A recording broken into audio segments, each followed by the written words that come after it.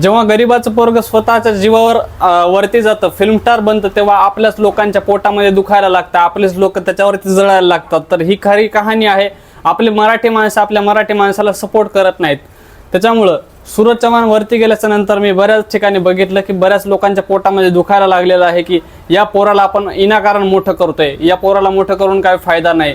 असं का बोलताय बाबांनो तुम्ही? तो गरीब आहे म्हणून बोलता का तो दुसऱ्या वेगळ्या जातीचा आहे म्हणून बोलता, हे पण मला कळत नाही. तर चला लवकरात लवकर सूरज चव्हाणचा केस मॅटर जाणून घेऊयात नेमकं काय आहे. सलमान शाहरुखच्या दारासमोर जाऊन त्याच्या हात वरी करण्याची वाट पाहणारे खेकडे आपल्या जवळच्या सुपरस्टार म्हणजे आपल्या जवळचे जे कलाकार आहेत त्यांना वर जाताना पाहत नाही, त्यांच्या सपोर्ट करत नाहीत त्यांना आणि म्हणतात की मराठी इंडस्ट्री खूप माग आहे, आपल्या मराठी इंडस्ट्रीमध्ये कलाकार नाहीत, सुपरस्टार नाहीत. कसे होणार? आपणच त्यांना सपोर्ट केला नाही तर कसे होणार कलाकार? ते फिल्म इंडस्ट्रीमध्ये बरेच जण येऊन 50-50 वर्ष झालेले आहेत पण त्यांना रोल मिळू शकला नाही, थिएटरवरती म्हणजे पडद्यावरती येऊ शकले नाही.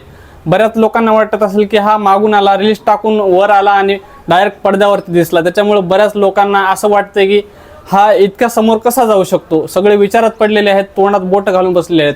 आणि झापूक झुपूक येण्यापूर्वी केदार शिंदेंना बरेच जणांनी टिप्पण्या केल्या, बरेच जण खूप काही बोलले की बुवा ह्या अशा पोराला घेतल्यानं थोडीच पिक्चर चालणार आहे, याला कुठे ऍक्टिंग येते. झापूक झुपूक पडद्यावर आल्याच्या नंतर लोकांना कळालेलं आहे की कशा प्रकारची त्याची कथा आहे, काय आहे. लोकांना वाटलं होतं पहिल्यानं सूरज चव्हाणच्या जीवनावर कथा आहे, पण कथा निघाली वेगळीच. युनिक काहीतरी प्रेम कहाणी त्याच्यामध्ये दाखवलेली आहे. सूरज चव्हाण त्याच्यामध्ये साईड कॅरेक्टर करताना, प्ले करताना आपल्याला दिसतोय आणि अतिशय उत्कृष्ट प्रकारे अशी कहाणी. पिक्चर पण एक नंबर झालेला आहे. पहिल्याच दिवशी पिक्चराने 30 लाख रुपये कमावलेले आहेत.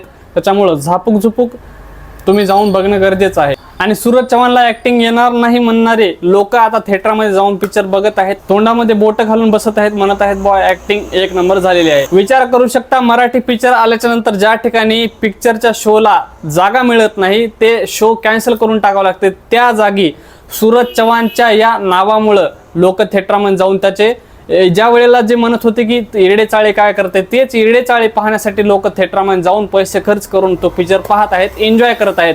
ही आहे सूरज चव्हाण या ब्रँड या नावाच्या मागची ताकद आणि महाराष्ट्रभरातून त्याला भेटलेलं या जनतेचं प्रेम. एक वेळ अशी पण होती सूरज चव्हाणच्या कमेंटमध्ये खूप खूप घाण अशा कमेंट यायच्या, काय येडेचाळ करतोय, निवळ पागल, काही पण शिवाय द्यायचे लोक. तोच आज इतक्या मोठ्या स्तरावरती जाऊन पोहोचू शकतो असा कोणी विचार पण केला नव्हता मित्रांनो. फक्त आणि फक्त टिकटॉक आणि इंस्टाग्रामच्या माध्यमातून तो इतक्या वरपर्यंत गेलाय. त्यानं लाज मानली नाही कुठल्याही प्रकारची. तेवढ्या घाण कमेंट येत असताना पण तो कंटिन्यू व्हिडिओ टाकत राहिला.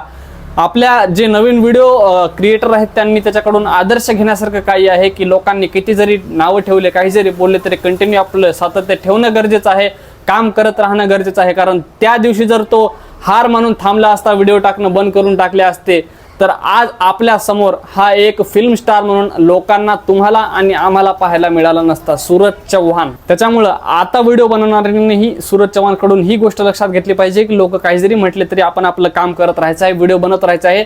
तुम्ही पण एक दिवस फेमस होणार आहात, मोठे स्टार होणार आहात आणि पैसा येणार आहे, फेम पण येणार आहे, सगळं काही येणार आहे. सो काम करत राहा, आपलं आपल्या कामावरती विश्वास ठेवा, कोणाचंही बोलणं ऐकू नका.